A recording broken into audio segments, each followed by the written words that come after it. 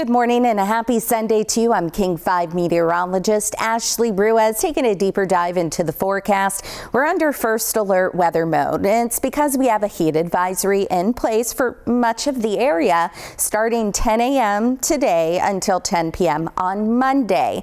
And we're not going to have much relief overnight. Our temperatures are only going to be in the 50s and 60s, so there's really no relief overnight from the heat before we heat back up tomorrow. But temperatures peak today, 80s and 90s for areas within the heat advisory, and we're only a couple of degrees cooler tomorrow, but cooler nonetheless, because after that temperatures will continue to drop back down to seasonal norms. And that's going to come later in the week as our weather pattern starts to change a little bit. This ridge of high pressures finally going to break down a good bit. As I mentioned, we have weather alerts in place. Heat advisory, that's the orange color. This includes all the way down to the state line along I-5, Hood Canal, Kitsap Peninsula, the Cascade foothills, and then again, much of Puget Sound through 10 p.m. Monday.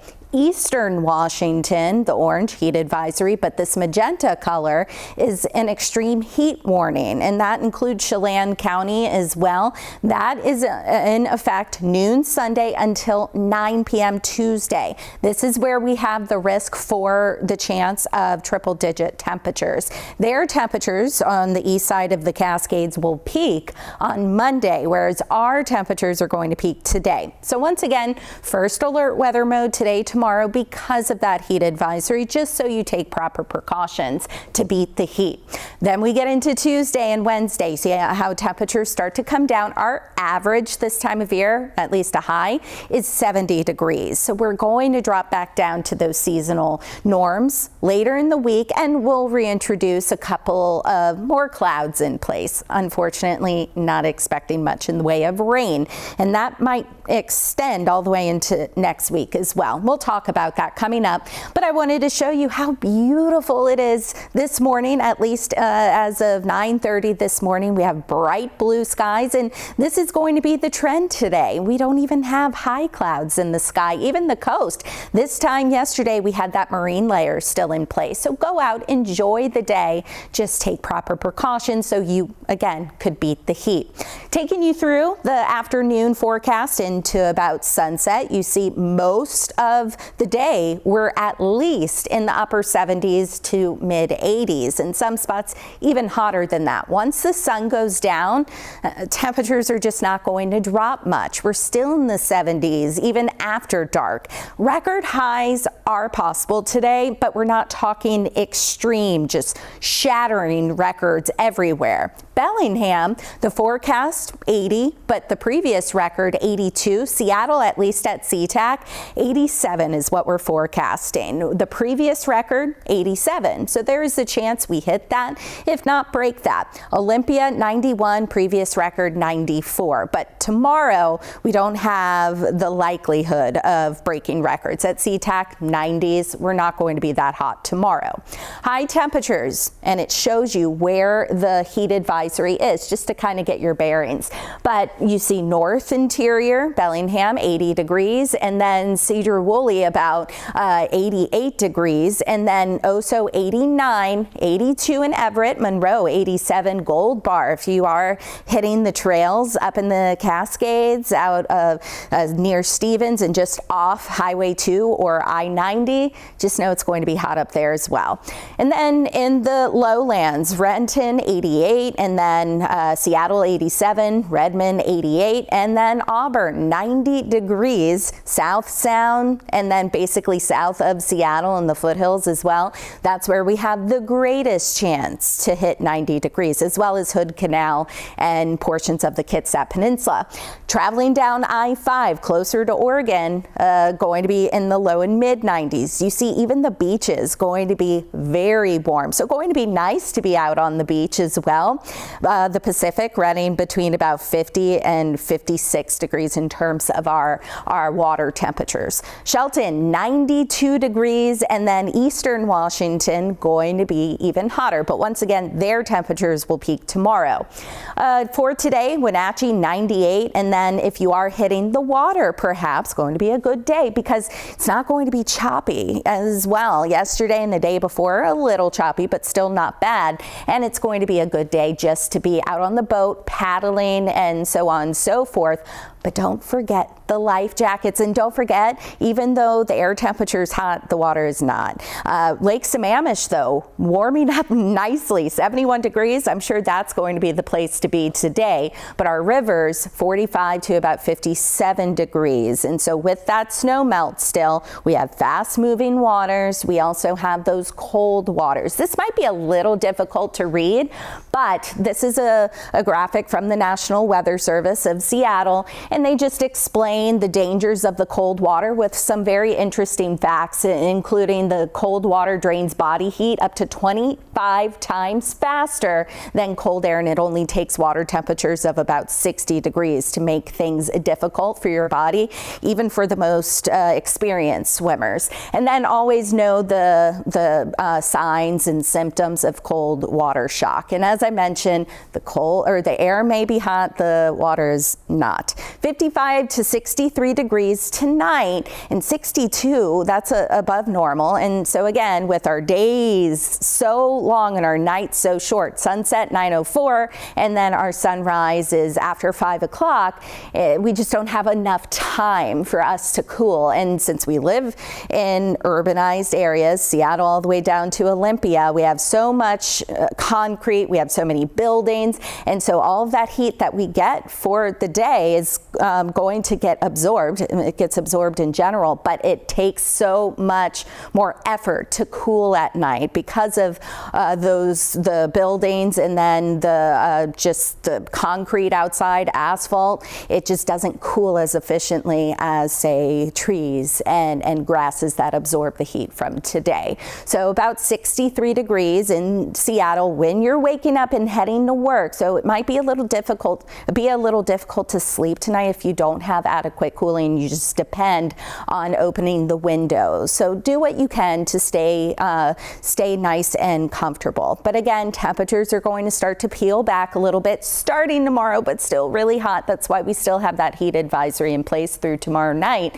To our north, Bellingham about 76, Everett 77, Seattle about 84 degrees, Tacoma 86, Puyallup 90. The beach is going to be cooler. Eastern Washington, as I mentioned, going to be hotter, about 101 degrees in Wenatchee, Yakima about 103, Tri-Cities 105 degrees. And then something to show you, I mentioned this yesterday, if you saw the King 5 Plus update or on YouTube from yesterday morning. This is a product from the National Weather Service and NOAA. It really just shows the heat risk for your body. So it goes from 0 to 4. And in this case, all that orange, which includes all of these areas in that heat advisory, that's a level 2 risk, a moderate risk. And you see that major risk, the level 3, that's for Eastern Washington. You see how it slowly peels back into Monday. But again, those urban areas, because of the urban heat island, it just takes so much more effort, more time to cool things off. And so that is, again, a level 2. But some are going to be back in that level 1 category. And what the level 2 moderate risk means is heat will, not could be, it will be a risk to those who are sensitive to hotter conditions, especially for our workers outdoors.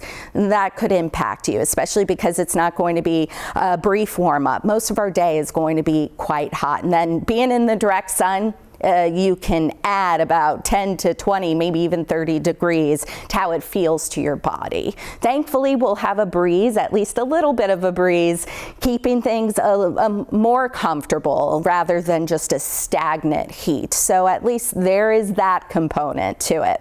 So we mentioned rain. We've been talking about this just because we are so dry, and we're going to stay that way, which is not a good thing for our drought situation, especially heading into our fire weather season.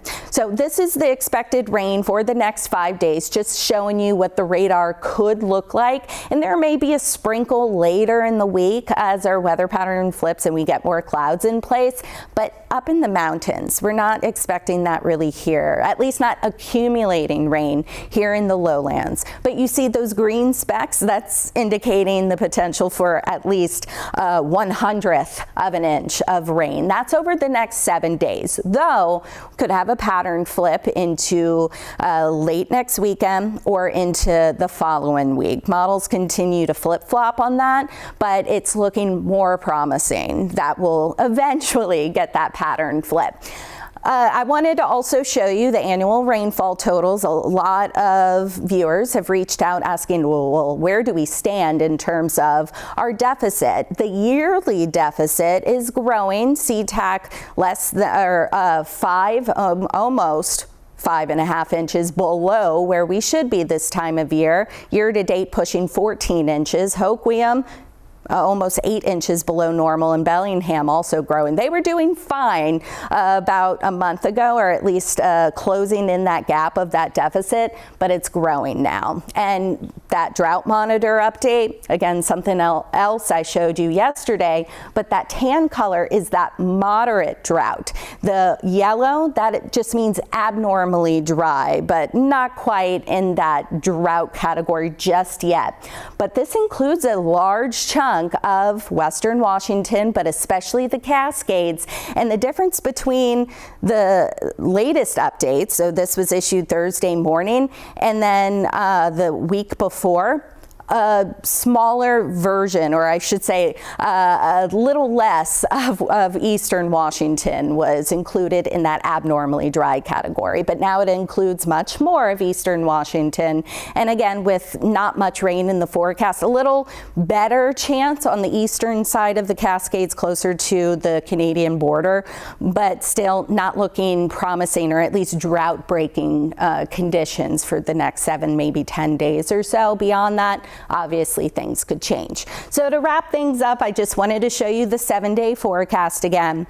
Again, first alert weather day today, tomorrow, just so you know what to expect, that today is going to be the hottest day, but tomorrow is going to be similar, and to take those heat safety precautions, and then the cold water safety precautions as well. But the weather is still going to be gorgeous, enjoy it, but then we'll start to introduce a couple of more clouds in place. Our mornings and our nights are going to get cooler as well, and then temperatures late in the week will be closer to where they should be. Beyond the 7-day forecast, so this is June 15th through June 19th, and this will likely change because, again, forecasts beyond 7 days, it's kind of clear as mud. But we have an idea that our temperatures should be near where they should be this time of year, which is about 70 here in Seattle. So you can always find the latest, at least an extended forecast, on King 5 Plus. We also post it to our YouTube page, so you can find this. You can find some later videos as well.